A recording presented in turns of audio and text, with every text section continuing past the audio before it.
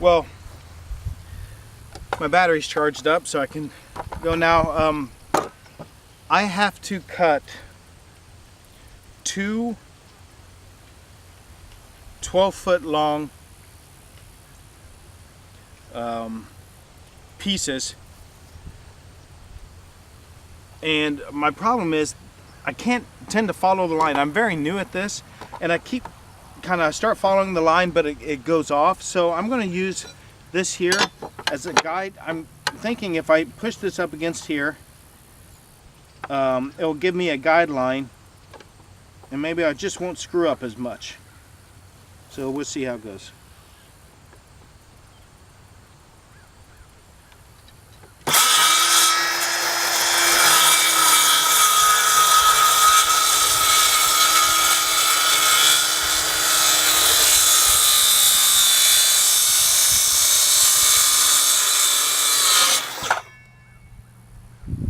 Yeah, that works. That was really good. I may have still been off slightly, but no, I was dead on. Sweet. All right, that's the way it's done then.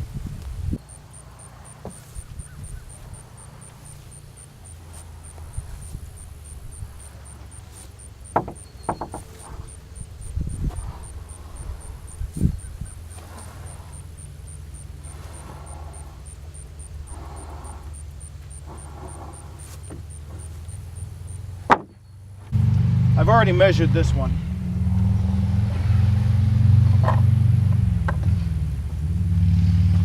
It's exactly 12 feet. Measure twice.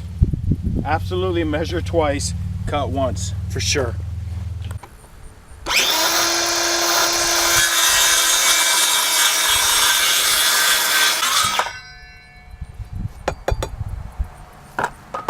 Well, this is easy. I mentioned this to you before, just to say that I got 16 foot long.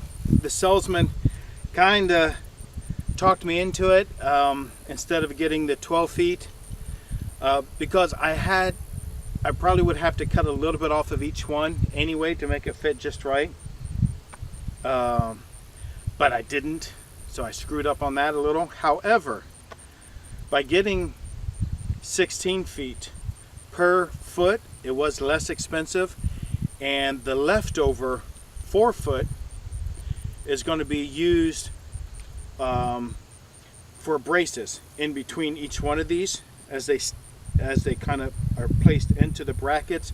I put braces in here to keep them from warping, so that's good, and it never hurts to have a little extra wood if it comes to that anyway. Okay, so I need 2 more at 12 feet. I'll mark it. However, I think I will measure it again.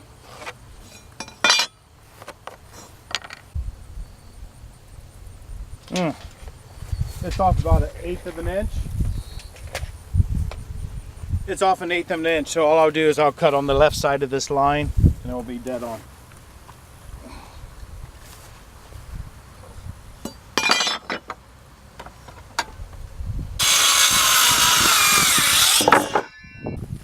All right, now I think about it, I need 12 feet long to create a box. 12 feet on one side, 12 feet on the other side, then a plank here and a plank here.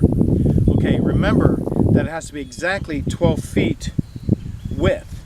Okay, so if 1.5 inches of this is the width and 1.5 inches on the other side, then the wood that goes in between cannot, of course, be exactly 12 feet. It would have to be, say, 11 feet and 9 inches, because I have to take away about 3 inches because of the width of the board if I want it to be exactly 12 feet across. So every one of these boards would have had to have been cut anyway. Even if I would have got 12, then I would have had to go back and cut off 3 inches of each one. So I'm not creating any more work for myself by getting a longer board, and I'm still saving a little bit of money, and I can utilize those extra pieces for bracing. All right then. Okay, so I have to measure this out 12 feet. This is my last 12 footer for the subfloor frame.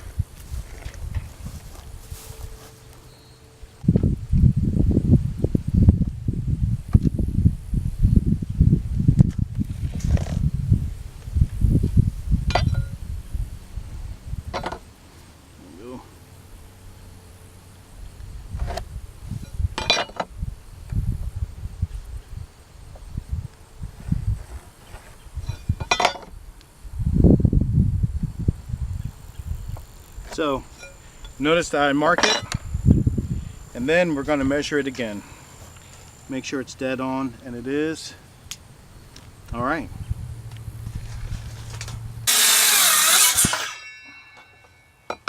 Yay!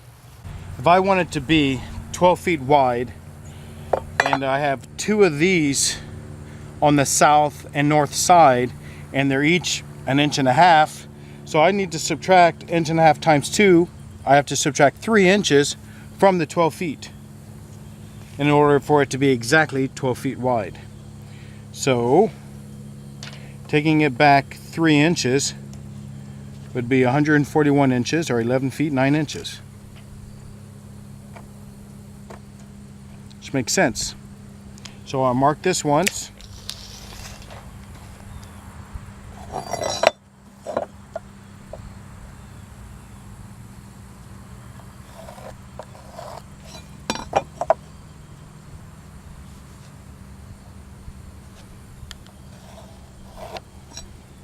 Okay, there's my line, and we're going to measure it one more time.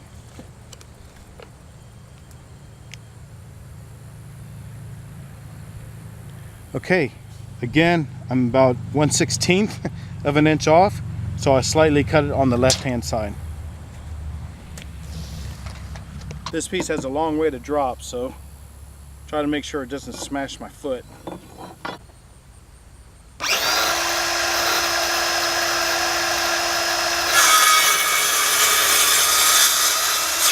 Oh, what the hell? Oh. What did I do? I moved the blade the wrong way.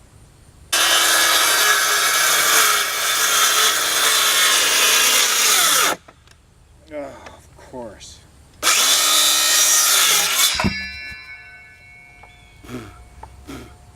All right. I don't think it's too much harm. Here, come take a look. All right, this is what I did. I went the wrong way with the blade, and I cut a little bit into it. Now, this is going to be a cross beam, and I can't imagine that this small mount is going to cause any real harm. When I lay it down, I'll lay it down on this side, of course, and it should be fine. I'm not worried about it. Shit happens.